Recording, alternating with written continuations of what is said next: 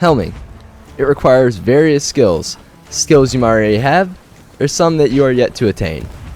But hopefully this video will help you attain those skills.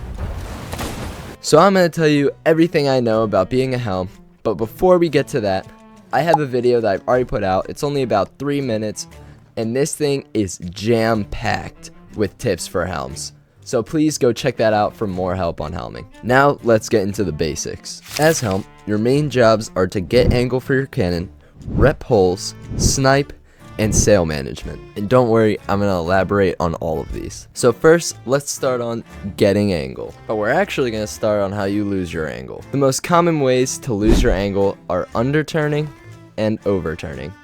Let's go over underturning. If you're in a perfect spiral, your broadsides will be parallel to each other. But when you start to underturn, you'll notice that you start getting farther away and the nose of your boat starts to point away from the back of your opponent's boat. Now onto overturning. Overturning is when you start to turn too much and the nose of your boat starts to turn more and more towards the broadside of your enemy's boat.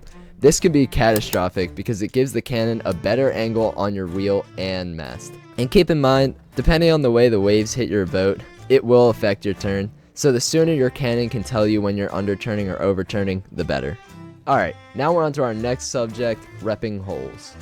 A huge mistake I see new to intermediate helms make is not repping holes on the side that's being cannoned. Now this sounds awful, like why would you rep holes on the side getting literally destroyed? But trust me, it makes all the difference and it's super easy. On the left side, there are a total of 7 spots for holes. There are 2 at the front, 1 under the cannon, 2 under the window, and then 2 behind the window. And on right side it's the same, except you can get a hole on the right side of the ladder. I'm going to show you which holes to rep in which order, but we're going to do it in a quiz style. So let's see what you know. Your opponent is actively cannoning you, and these are the holes that you have. Which do you rep first, and in what sequence do you rep? Alright, if you repped window and then the vanity hole, which is next to cannon, you would be correct. There is no point in repping the cannon hole because it's going to get reopened immediately.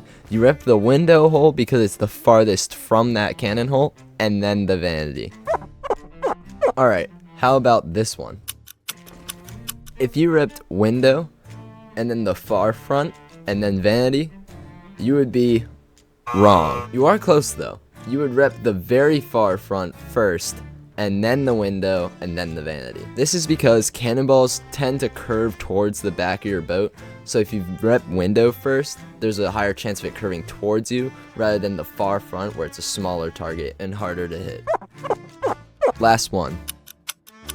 If you repped the 2 backs, far window, and then the far front, and then window, and then vanity, you would be correct. You rep the 2 backs first because they are the farthest and smallest target. Then you move to far window. Then you rep the far front because it's safer than the window. And then back to the window and then the vanity. If there are any right side holes, those should be repped ASAP, as well as nose holes and tail holes. But rep the right first if you have a nose hole as well. I know this is a lot to unpack, but make sure you stay till the end because I've saved the best tip for last. Now we are on to every helm's favorite, crossbow snipes. I have an entire video on how to hit these, so in this video, I'm going to go over when you should shoot crossbow snipes. If you're turtling, it is best to let them shoot cannons when they're on your left side and just keep up on reps. Once they get onto your right side, mercilessly snipe their cannon off so that they don't get any right side holes. This will keep you from sinking.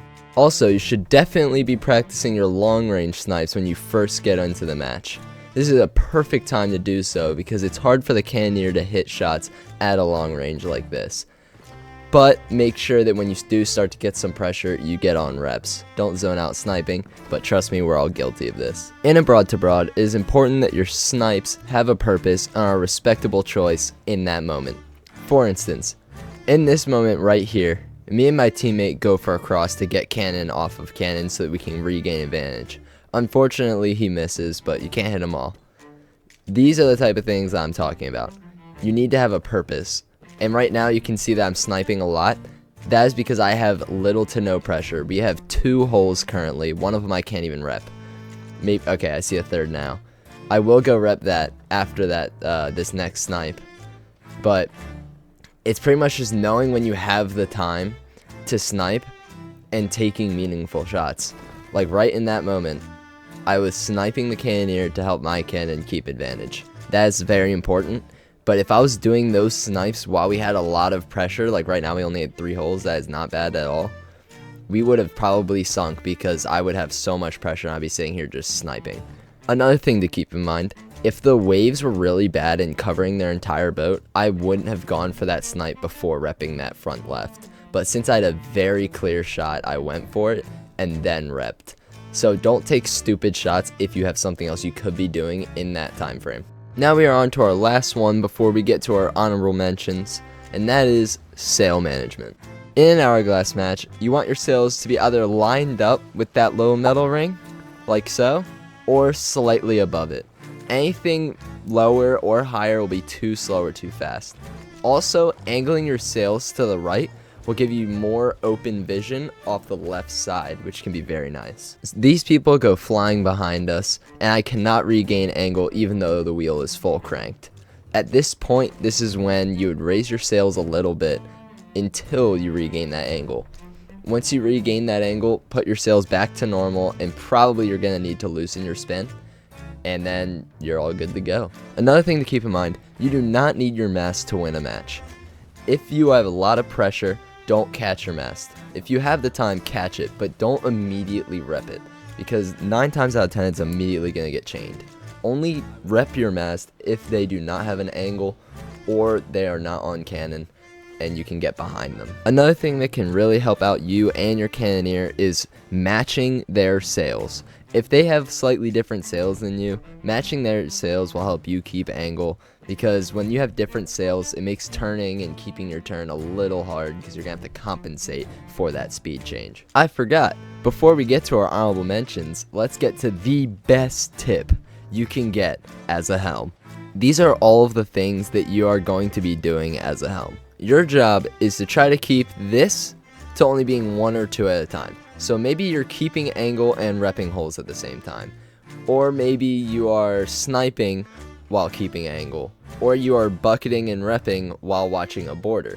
You want to keep it to like 1 or 2 things that you're doing, because once it starts to stack up, you're gonna get screwed. That's how you lose matches. You never really know when a border's gonna send, so to ensure that you have the least you can possibly do when he sends out, make sure you're keeping up on your pressure, you're repping, you're not taking stupid snipes.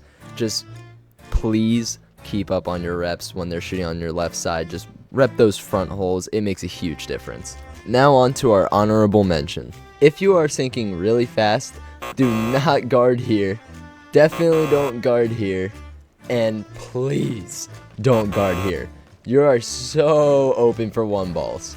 This is safeguarding, because right here you can see incoming cannonballs. You have enough time, you can bucket super easily, and you can still get them right through that grate. And if you think you have enough time and you're in a safe position, you can even go for the skeet. Thank you all for watching. If you have any other questions, please drop them in the comments.